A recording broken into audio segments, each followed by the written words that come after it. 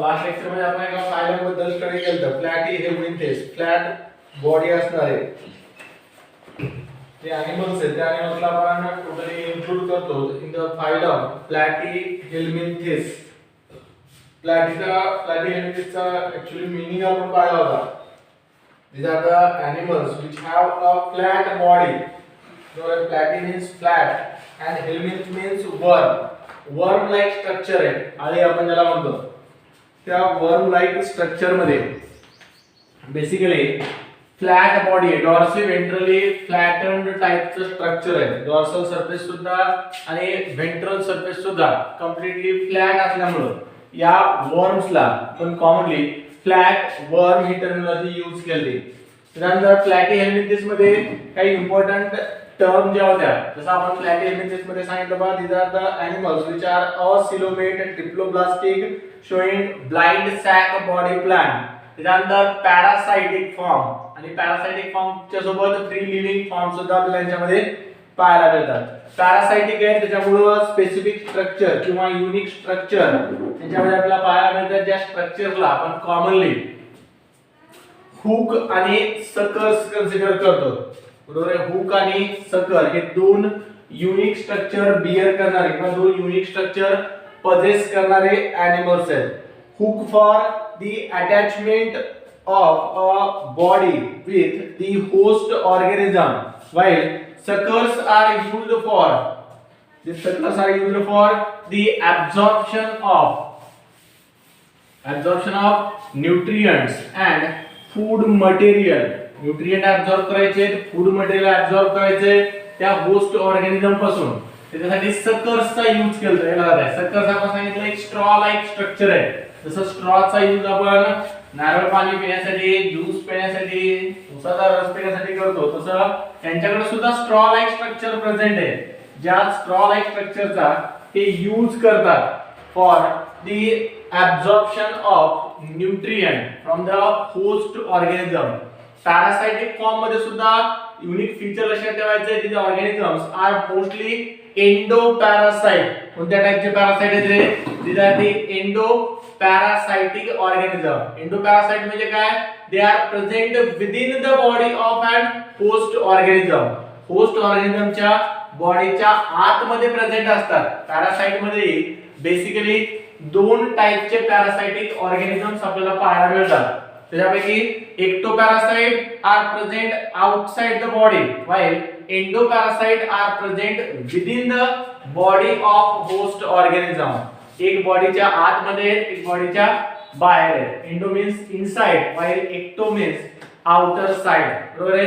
पॅरासाइटिक फॉर्मच्या बाबतीत आपण हेल्थ अँड डिसीज चॅप्टर जो आहे ह्यूमन वेलफेअर मध्ये, बरोबर, बायोलॉजी इन ह्यूमन वेलफेअर हा एक युनिट आहे. त्याच्यामध्ये आपण या पॅरासाइट्स बद्दल खूप डिटेल मध्ये स्टडी करणार. पॅरासाइटिक असतात, फ्री लिव्हिंग फॉर्म असतात, जे पॅथोजेनिक ऑर्गॅनिझम्स असतात. या पॅथोजेनिक ऑर्गॅनिझमच्या टाइप्स मध्ये आपण त्या पॅरासाइट बद्दल स्टडी करणार आहोत. तर त्या पॅरासाइटिक ऑर्गॅनिझमचा फायलम आहे. पॅरासाइटिक ऑर्गॅनिझम तसे आपल्याला बऱ्याचशा फायलम मध्ये पाहायला मिळतात, पण सुरुवात आपली होती या प्लॅटी हेल्मिंथेस नावाच्या फॉर्म पासून. त्यानंतर पॅरासाइटिक फॉर्म वर एक क्युटिकल लाइक स्ट्रक्चर. क्युटिकल म्हणजे तुम्हाला मराठीमध्ये तुम्ही कधी ऐकला असेल पहा, सापाची कातीन आपण म्हणतो. तर साप जो आहे स्नेकच्या पूर्ण एंटायर बॉडीवर एक थीन कव्हरिंग किंवा एक कव्हरिंग लाइक स्ट्रक्चर जे त्याच्या बॉडीला एक्सटर्नल एन्व्हायरमेंट पासून प्रोटेक्ट करण्यासाठी हेल्प करत आहे. तसंच सेम स्ट्रक्चर यांच्या बॉडीवर सुद्धा आपल्याला पाहायला मिळतंय. तर आपण क्युटिकल म्हणतो. बरोबर आहे. क्युटिकल एक्झोस्केलेटन, जसं क्युटिकल मध्ये काही टफ स्ट्रॉंग टाइपचे स्ट्रक्चर, स्केलेटन लाइक स्ट्रक्चर आपल्याला पुढे ऑर्थोपोडामध्ये स्टडी करायचे. तिथं शिंपले माहिती तुम्हाला, शंकर शिंपले आपण जे कलेक्ट करतो, actually these are the exoskeleton. Exoskeleton outer साइडला स्केलेटन त्याचं प्रेझेंट असतं. त्या एक्झोस्केलेटनशी रिझेंबल करणारा क्युटिकल नावाचा स्ट्रक्चर पॅरासाइटिक फॉर्म मध्ये आपल्याला पाहायला मिळते. while free living form do not have a cuticle for the protection purpose, they simply have a cilia. numerous hair like structure, small hair like structure पूर्ण एंटायर बॉडीवर यांच्या प्रेझेंट असतात. ज्या स्ट्रक्चरला आपण सिलिया कन्सिडर करतो. समजलंय? तर सिलिया असेल किंवा cuticle, फक्त लक्षात ठेवायचं की कोणत्या फॉर्मवर सिलिया प्रेझेंट आहे आणि कोणत्यावर क्युटिकल प्रेझेंट आहे. पॅरासाइटिक फॉर्म मध्ये क्युटिकल आणि फ्री लिव्हिंग फॉर्म मध्ये आपल्याला कॉमनली सिलिया पाहायला मिळते. तर बघा आजच्या लेक्चर मध्ये आपल्याला पुढच्या फायलमला सुरुवात करायची. त्या फायलमचं नाव आहे फायलम ॲस्कहेल्मिंथिस. ॲस्कहेल्मिंथिस कितवा फायलम आहे का?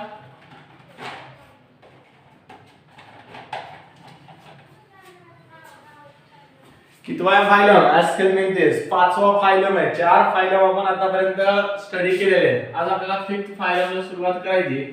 फायलमचं नाव आहे ॲस्कहेल्मिंथिस.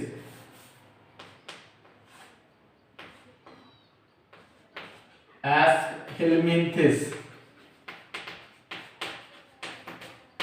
ॲस्कहेल्मिंथिस like a word platyhelminthes. The ॲस्कहेल्मिंथिस word is also a combination of a two word. बरोबर आहे, दोन वर्डचं कॉम्बिनेशन आहे. एक वर्ड आहे ॲस्कस आणि दुसरा वर्ड आहे helminth. It is a combination of two Latin word ASCUS ascus आणि सेकंड वर्ड आहे हेल्मिंथ. ॲस्कस अँड हेल्मिंथ या दोन वर्डच्या कॉम्बिनेशनला आपण ॲस्कहेल्मिंथिस नावाचा वर्ड तयार केलेला आहे. बरोबर आहे. This ॲस्कहेल्मिंथिस or the animals which are included in the phylum ॲस्कहेल्miinthes, they possess a sac-like structure. Ascus means sac. sac म्हणजे पिशवी.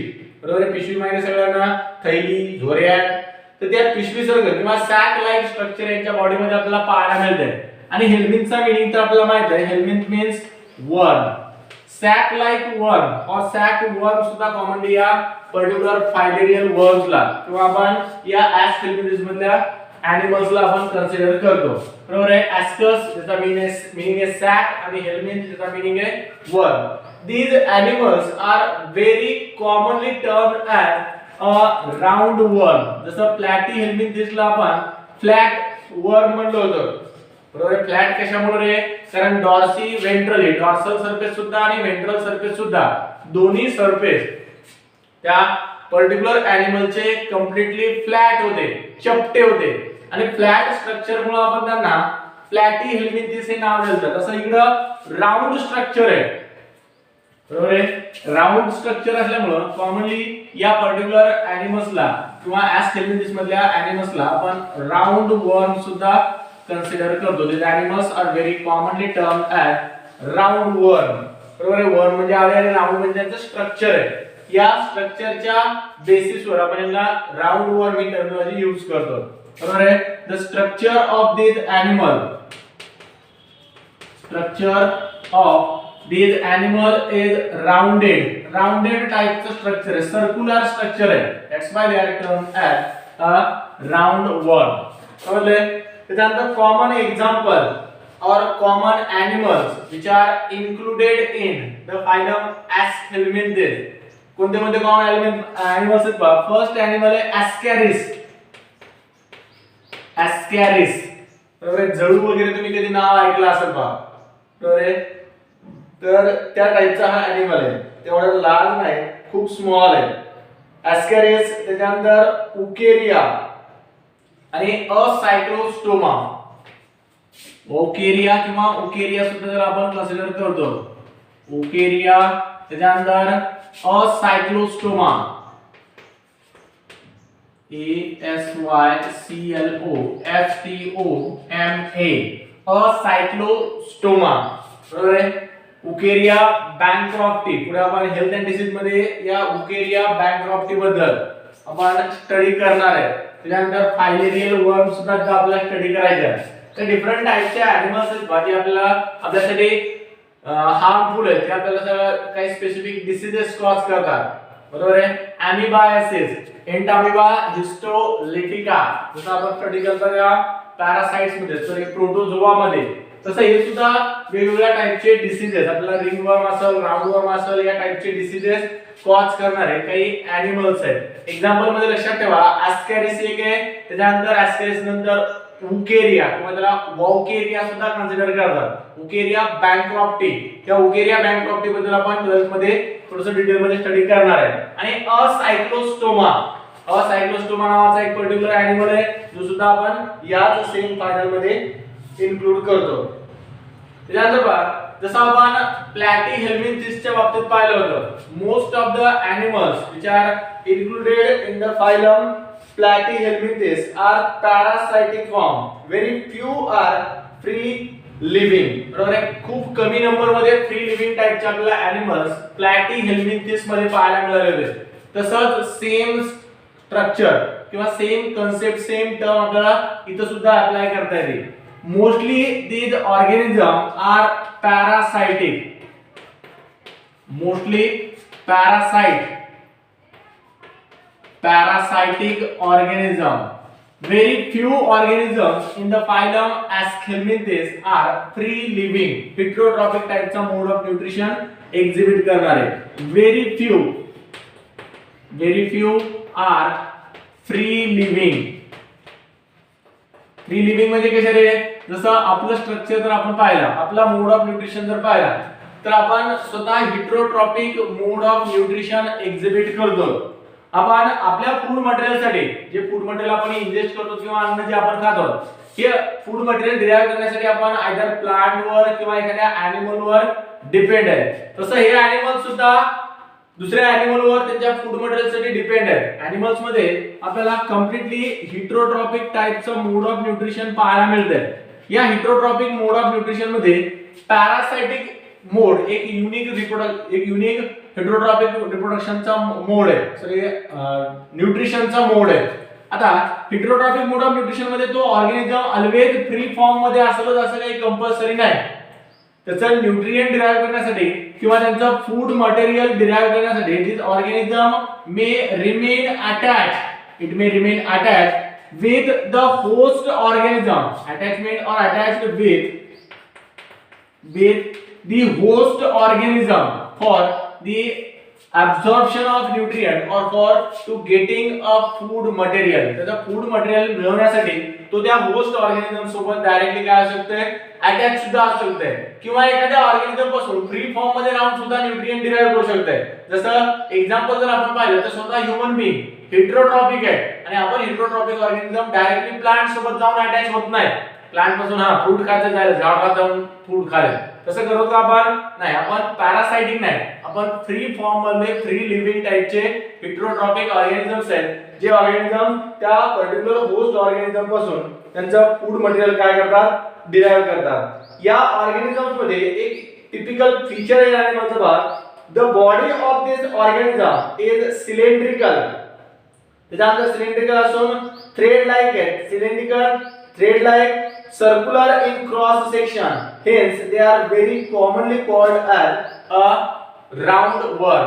The body of this organism is cylindrical. Cylindrical म्हणजे कसे रे, एक लार्ज पाइप, लॉन्ग जर पाइप आपण consider केला तर त्या पाइप लाइक स्ट्रक्चर आहे. Cylindrical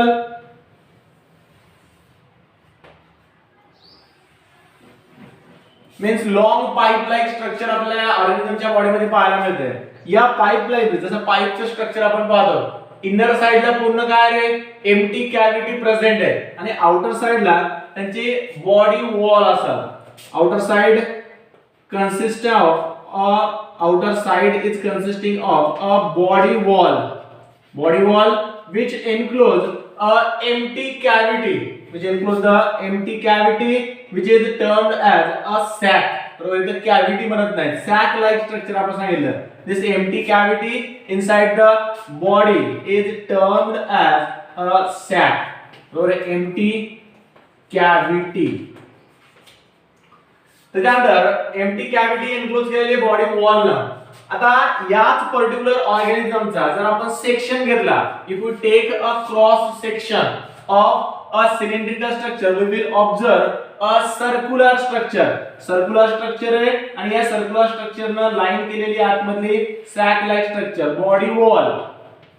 same terminology, body wall आहे आणि बॉडी वॉल सोबत आतमध्ये प्रेझेंट असलेलं एम्प्टी स्पेस ज्याला आपण सॅक कन्सिडर करणार आहे. तर सॅक लाइक स्ट्रक्चर किंवा एम्प्टी कॅव्हिटी लाइक स्ट्रक्चर असलेलं असलेली बॉडी या एनिमल्स मध्ये आपल्याला कॉमनली पाहायला मिळते. त्याच्यानंतर हे जे आपण थ्रेड लाईक सिलेंड्रिकल स्ट्रक्चर सांगायला, हे सिलेंड्रिकल स्ट्रक्चर खूप मिनिमम किंवा खूप मिनिमाइज्ड साइज मध्ये आपल्याला पाहायला मिळते. This structure is resemble with a thread of fibre. Thread म्हणजे आपण त्याला दोरा म्हणतो मराठीमध्ये. थ्रेड लाईक स्ट्रक्चर आहे, थ्रेड लाईक स्ट्रक्चर आहे. That's why these animals are very commonly termed as the round worm. बरोबर आहे. राऊंड वर्म कशामुळे म्हणायचं रे? फ्लॅट स्ट्रक्चर नाही. जर आपण प्लॅटी हेल्मिंथेस मधल्या एनिमलचा जर आपण क्रॉस सेक्शन जर घेतला, तर जर आपण स्लाइसेस त्याच्या जर कट केल्या, तर स्लाइसेस आपल्याला कशा पाहायला मिळतात फ्लॅट वर्म मध्ये? क्वाड्रँग्युलर टाइपच्या. बरोबर आहे. क्वाड्रँग्युलर रेक्टँग्युलर टाइपच्या आपल्याला स्लाइसेस त्याच्या पाहायला मिळतात. पण तुम्ही या एनिमलच्या जर स्लाइसेस केल्या, जर त्याच्या सेक्शन जर घेतले, क्रॉस सेक्शन जर तुम्ही कट केले, तर त्या पर्टिक्युलर क्रॉस सेक्शन मध्ये तुम्हाला सर्क्युलर स्ट्रक्चर ऑब्झर्व होईल. आणि हे सर्क्युलर स्ट्रक्चर सुद्धा आपल्याला मायक्रोस्कोप खाली ऑब्झर्व करावं लागेल. नेक्ड आईने आपल्याला हे स्ट्रक्चर काय होणार नाही? ऑब्झर्व होणार नाही. तर राउंडेड स्ट्रक्चर आहे under the when we take a cross section or we take a transverse section, it is observed in round shape. त्यानंतर empty cylindrical structure आहे, long hollow tube like structure या animals मध्ये आपल्याला पाहायला मिळते. आणि completely thread आहे, खूप सिंपल स्मॉल साइजचं स्ट्रक्चर असल्यामुळे आपण त्याला थ्रेड लाईक स्ट्रक्चर त्याचा कन्सिडर करतो. हे त्यांच्या बॉडीचं स्ट्रक्चर. आणि या युनिक टाइपच्या बॉडी स्ट्रक्चरमुळे या एनिमल्सला आपण कॉमनली राउंड वर्म कन्सिडर करतो. त्याच्यानंतर पहा, these animals are triploblastic, bilaterally symmetrical, pseudocoelomate with tube within tube body plan. Triploblastic आहे, बायलॅटरल सिमेट्री आहे, त्याच्यानंतर pseudocoelomate आहे आणि tube within tube body plan आहे. पण टर्मिनॉलॉजी या एनिमलच्या आपण किंवा कॉमन फीचर्स काय सांगितलो? these are the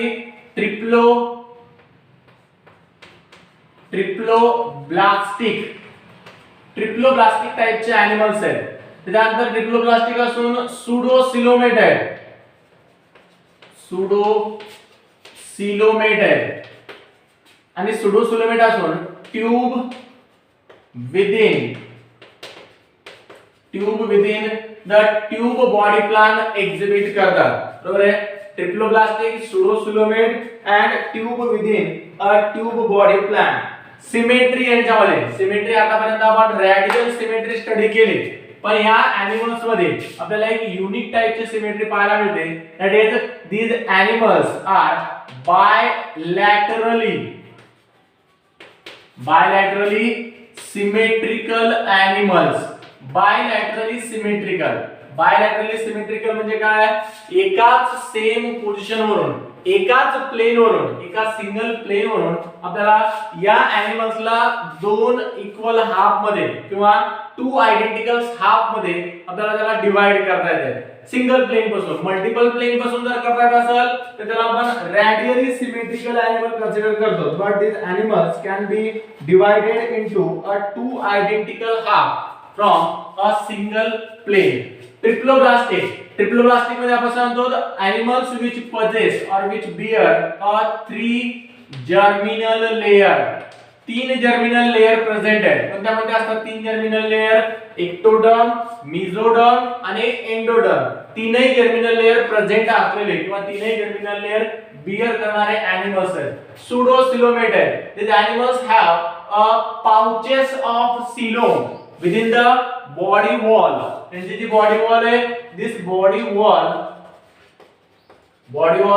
possess pouches of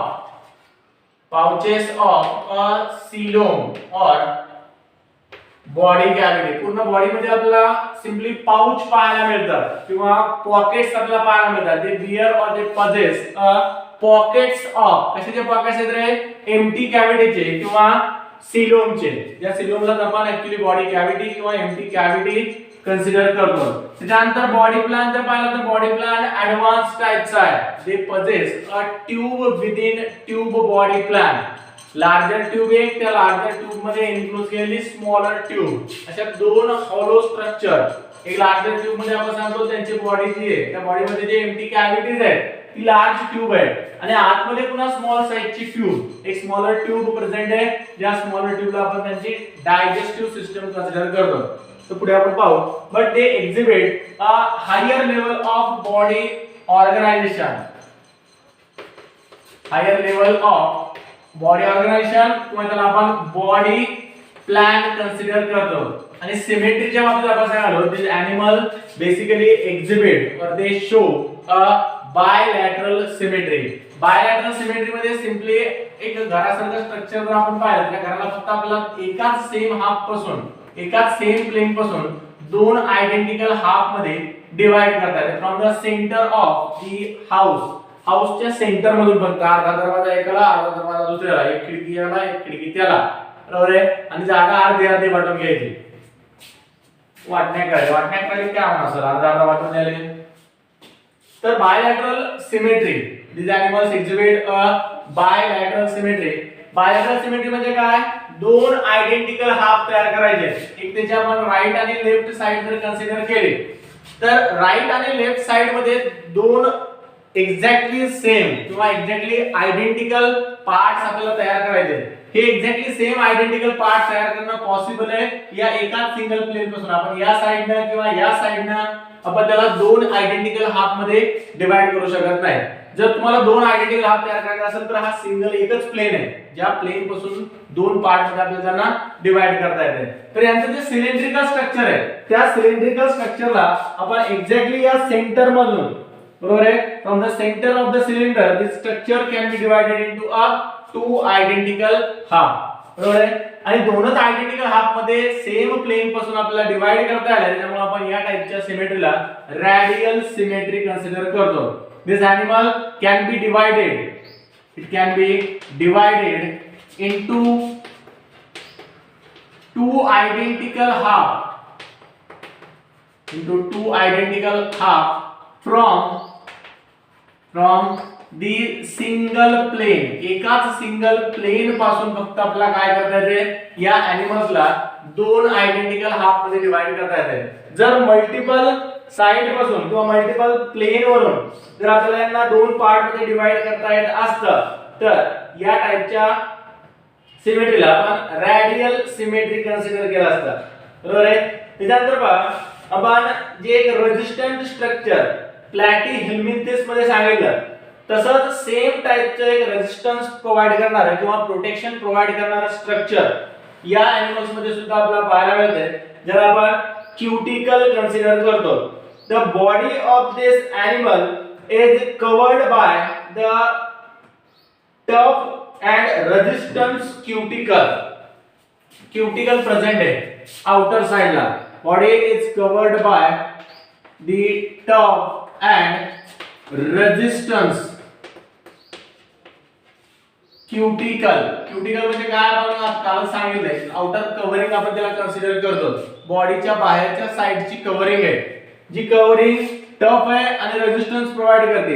external environment मधून कोणतेही मॉलिक्यूल रॅडियली या ऑर्गॅनिझमच्या बॉडीमध्ये एंटर करू शकत नाही, बरोबर आहे. कारण या बॉडीवर या पर्टिक्युलर क्युटिकलची आपल्याला कव्हरिंग पाहायला मिळते, बरोबर आहे. Body covering, cuticle is simply termed as a body covering which is tough and resistant. hard and tough नाही, tough and resistant आहे. जे tough cuticle त्याला रेजिस्टन्स प्रोव्हाइड करण्याचे काम करते.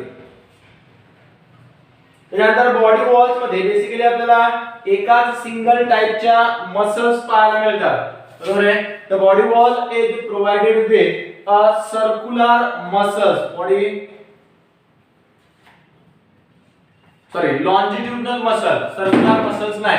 Body is covered with a longitudinal muscles. कोणत्या टाइपच्या muscles आहेत, दोन बेसिक टाइपच्या मसल्स आपल्याला जनरली रिंग लाइक स्ट्रक्चर किंवा वर्म लाइक स्ट्रक्चर असणाऱ्या एनिमल्स मध्ये पाहायला मिळतात. एक मसल्स असतात सर्क्युलर मसल्स,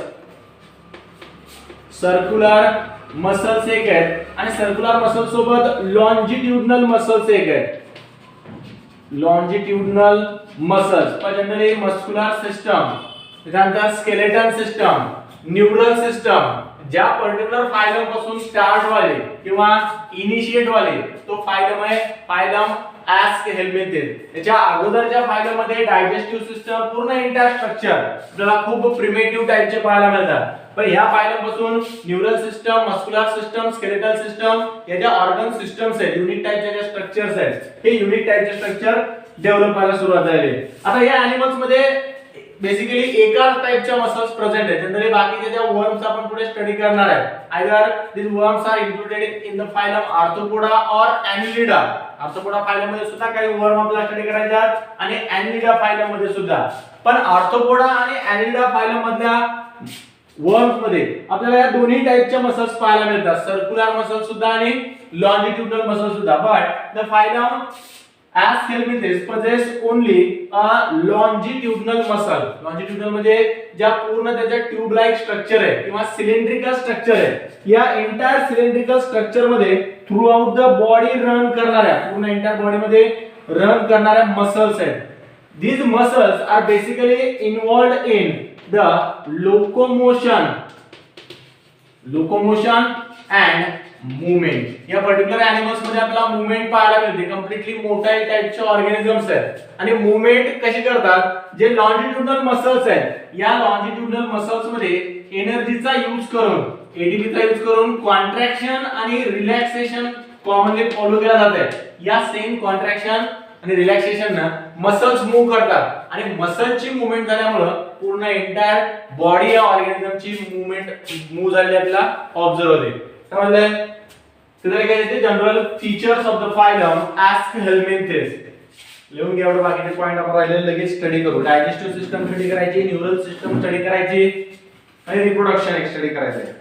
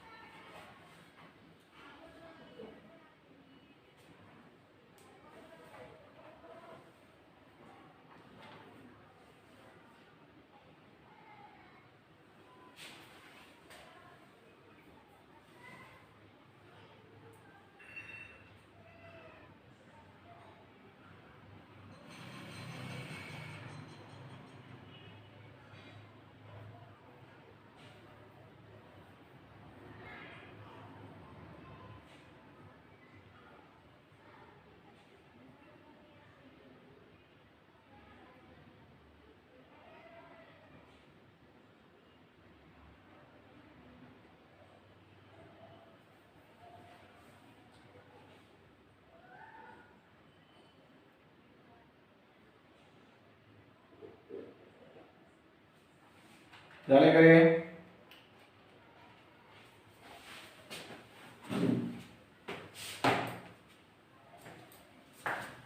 मोडू.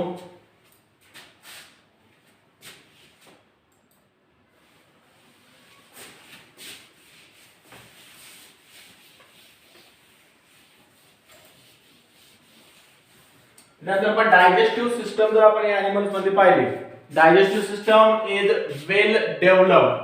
well developed type of digestive system है which have two separate opening. Digestive system is advanced and well developed. आतापर्यंत जेवढे काही फायलम आपण पाहिले त्या एंटायर फायलम मध्ये डायजेस्टिव्ह सिस्टम आपल्याला पुअरली डेव्हलप टाइपची पाहायला मिळाली. पुअरली डेव्हलप होती म्हणजे एकच सिंगल ओपनिंग पूर्ण एंटायर बॉडीवर प्रेझेंट होती, ज्या सिंगल ओपनिंग द्वारे फूड मटेरियलचं इंजेक्शन सुद्धा आणि इजेक्शन सुद्धा केलं जाऊ लागलं. आणि ही सेम ओपनिंग आपल्याला पोरिफेरस मध्ये, त्यानंतर सिलेंट्रेटा ज्याला आपण नायडेरिया म्हणलो, नायडेरिया असेल, टिनोफोरा असेल, प्लॅटीहेल्मिन्थ असेल, या एंटायर फायलम मध्ये आपल्याला सिम्पली पुअरली डेव्हलप टाइपची डायजेस्टिव्ह सिस्टम पाहायला मिळते. But in case of aschelminthes the digestive system is well developed which have a two separate opening.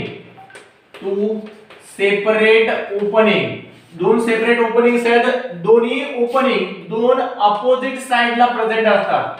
have a two separate opening at two opposite end. One opening is present at the anterior side.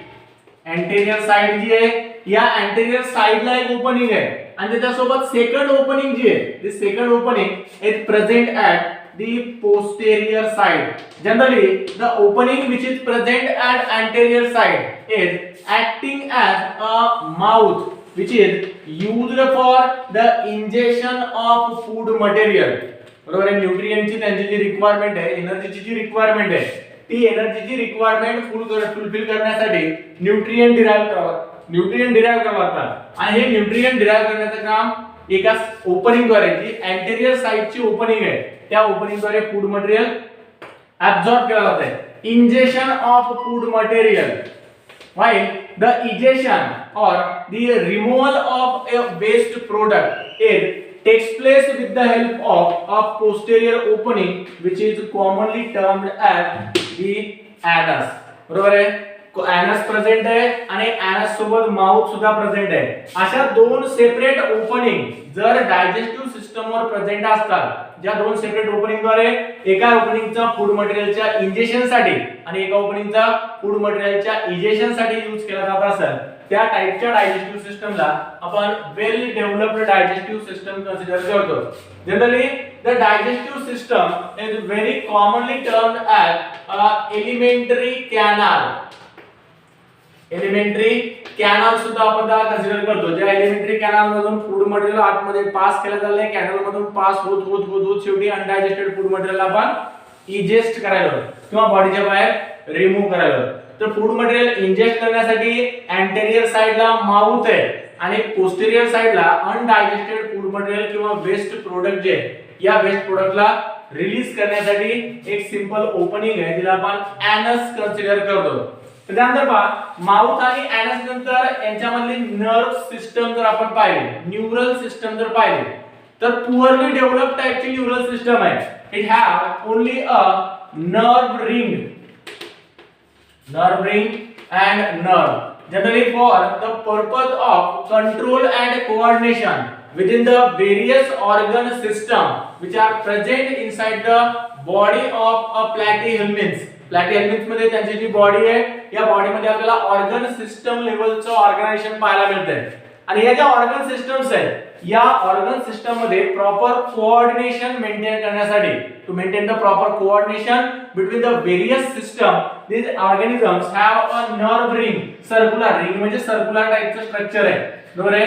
ज्या signal transmission करणाऱ्या किंवा सिग्नलचं conduction करणाऱ्या cells आहेत त्यांना आपण nerve sale consider करतो. त्या nerve sale पासून तयार झालेले नर्व रिंग आणि नर्व अशा दोन टाइपचे न्यूरल स्ट्रक्चर किंवा न्यूरल सिस्टम मधले स्ट्रक्चर या ऑर्गॅनिझम्स मध्ये आपल्याला पाहायला मिळतात. त्याच्यानंतर माउथ साइडला एक स्पेसिफिक स्ट्रक्चर आहे बघा, त्या स्ट्रक्चरला आपण फॅरिंक्स कन्सिडर करतो.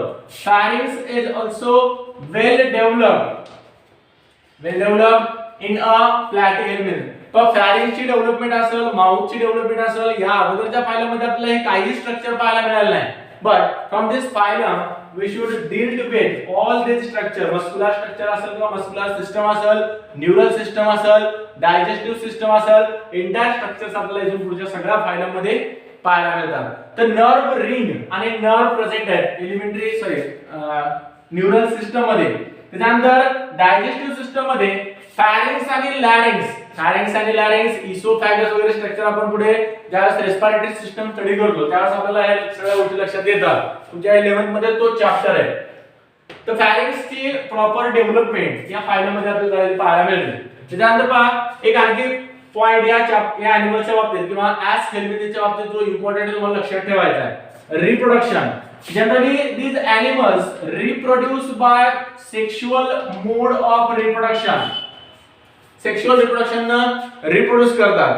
सेक्शुअल रिप्रोडक्शन परफॉर्म करते वेळेस जसं आपण प्लॅटीहेल्मिन्थ्स मध्ये हर्मॅफ्रॉडिएट टाइपचे एनिमल्स पाहिले होते ज्यांच्यामध्ये दोन्ही टाइपचे reproductive organ both the reproductive organs are present in the same individual. Bisexual म्हणतात. बाय मीन्स टू आणि सेक्शुअल म्हणजे दोन्ही रिप्रोडक्टिव्ह ऑर्गन दोन्ही सेक्स ऑर्गन एकाच सेम ऑर्गॅनिझम मध्ये प्रेझेंट होते.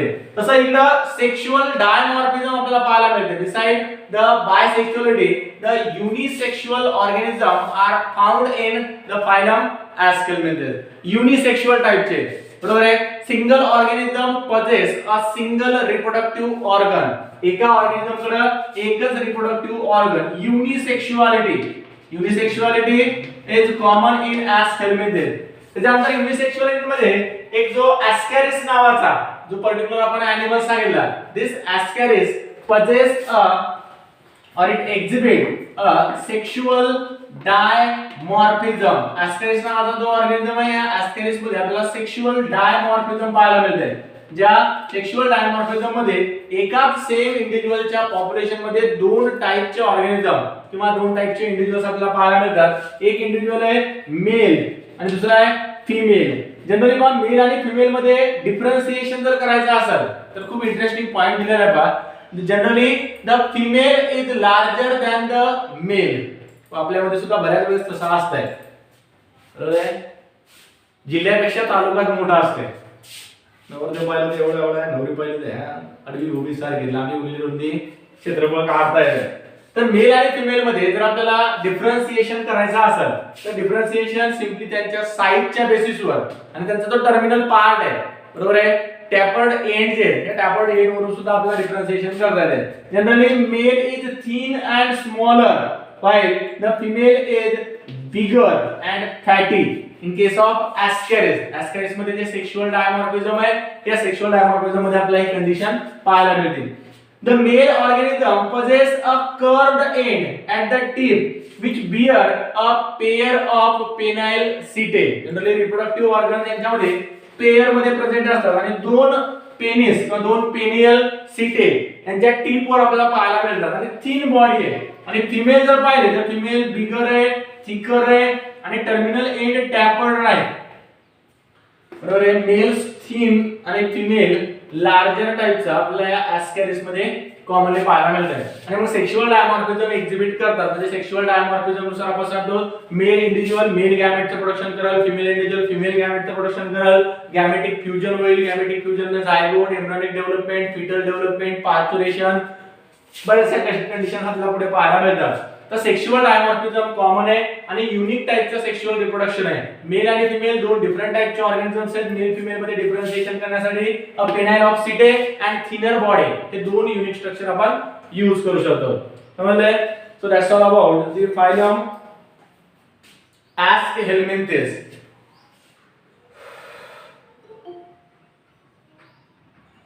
उद्या आपण पुढचा फायलम स्टडी करू ॲस्केलिमिंथेस नंतर ॲनिलिडा.